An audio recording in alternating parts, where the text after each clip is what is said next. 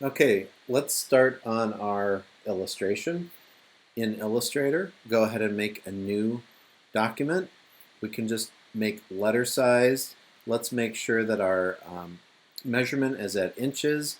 And if you have a landscape oriented image, you can change the orientation of your document. But since mine's a portrait style image, I'm going to leave mine at the default. And let's go to Place. Find your posterized image.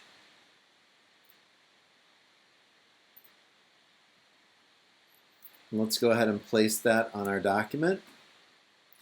Make sure that you size this in a way that it does not go beyond 6 inches. So either 6 inches wide or 6 inches tall should be the maximum. And let's also center this on our document. So I'm going to bring out my rulers and I'm going to just kind of do this by eye. I want to hold shift when I resize my image so that it doesn't get distorted, and then click and drag. So I'm just finding 6 inches on my ruler, and then I'm positioning this so that it is centered on my document. All right, let's bring out the layers window, and let's go ahead and name this layer template, and then let's lock this layer. Let's bring out the swatches window, and let's go ahead and make a set of swatches for ourselves.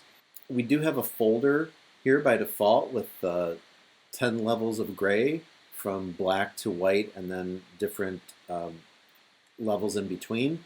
But let's make our own. I'm going to create new color group, and I'll just name this 5 levels.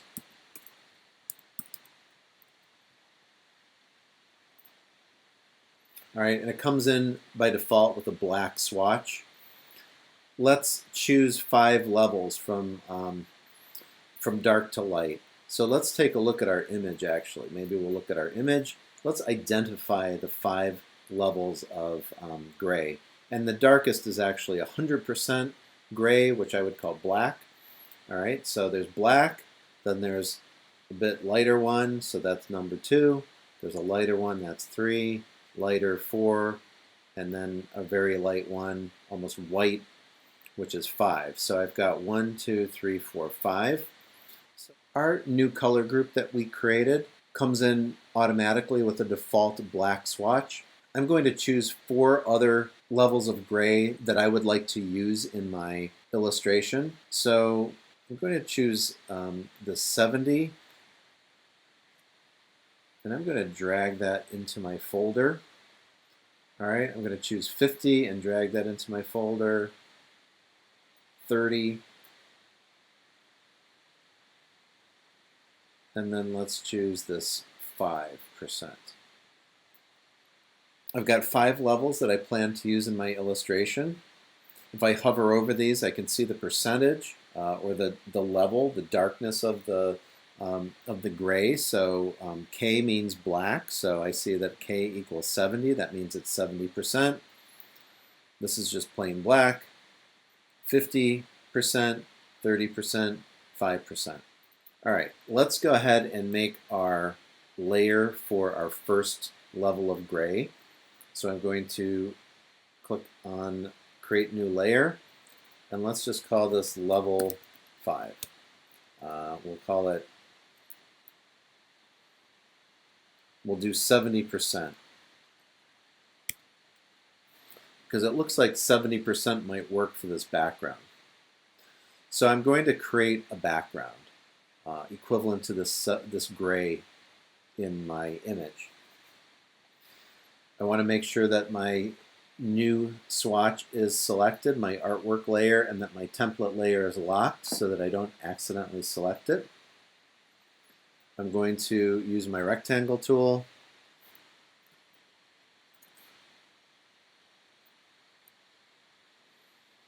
Drag out a rectangle that will cover my background. And since I had this swatch selected, the 70% gray, That's the swatch that my fill is, so I'm good. All right, so let's go ahead and lock that layer. And let's hide that because we want to be able to see our image below. I'm going to create another layer above that one, and I'll call that one level 4. Well, here's what we want to do. We want to make black. Let's go in order. So let's make black level 5 because that's the darkest. And we're not going to do black yet. So let me actually change the name of this. So let's make that level 4, and let's make this one level 3. And that's going to be our 50% gray. Okay. So 50% gray is going to be this shape in here that's creating the basically the contours of the face. So we have this 70% already in the shadow area. So what I'm going to do is I am going to go to the pen tool, make sure that I have my level 3 layer lock selected, and then I am going to start drawing on here, but I can already see I've got something going on that I need to change. Let's turn off Smart Guides. Let's turn off Snap to Point, Snap to Glyph. We don't want anything snapping. We want to be able to draw this smoothly.